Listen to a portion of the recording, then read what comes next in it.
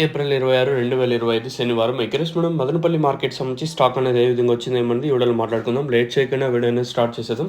మనం ముందుగా జీపీఆర్ అలాగే పీవీఎస్ మండీ లైన్ మాట్లాడుకుంటే ఈ లైన్లో ఒక 2-3 మండీలకి దిగుమతి నెలతో పోల్చుకుని పెరిగింది, తగ్గ మండీలు అన్నింటికీ తగ్గింది. 2-3 మండీలు మినహా ఇచ్చినట్టే మిగతా మండీలు అన్నిటికీ పోల్చుకున్నట్టయితే దిగుమతి తగ్గింది. ఓవరాల్గా జీపీఆర్ అలాగే పీవీఎస్ మండీ లైన్లో 2-3 మండీలు మినహా ఇచ్చినట్టయితే మిగతా మండీలు అన్నిటికీ దిగుమతి అయితే 2 మంది తక్కువగా వచ్చింది. అలాగే టీవీఎస్ మండీ లైన్ మాట్లాడుకున్నా కూడా ఈ లైన్లో కూడా పెద్దగా మార్పు అయితే లేదు, సేమ్ నిన్నట్లాగే స్టాక్ అయితే వచ్చింది.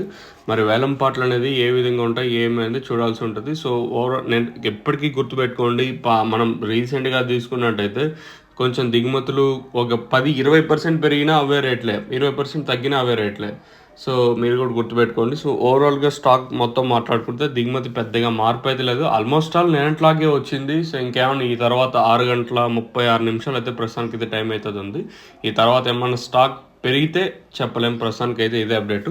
మీకు ఇందులో ఏమైనా డౌట్లు ఉంటే కింద నెంబర్స్ ఎప్పుడు అవైలబుల్గా ఉంటాయి, మీరు కాల్ చేసి ఏమన్నా డౌట్ అంటే భవిష్యత్తు రేట్లు కాదు. సో ఈ చెప్పిన రేట్లు కానీ స్టాక్ విషయంలో కానీ మీకు ఏమైనా డౌట్ ఉంటే నాకు అడిగినట్టు క్లియర్గా ఇంకా ఎక్స్ప్లెయిన్ చేస్తాను మీకు వచ్చేసి.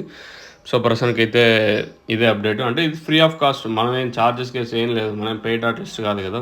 సో ఇంకా ఇదే అప్డేటు. మీకు ఈ తక్షణంగా భూవరం కావాల్సింటే కింద నెంబర్స్కి అయితే కాల్ చేసి బుక్ చేసుకోవచ్చు, లేదా ఇక్కడికి కావాలనుకుంటే కింద నెంబర్స్ కాల్ చేసి స్టాక్ అవైలబుల్గా ఉందో లేదో మీరు కనుక్కోవచ్చు.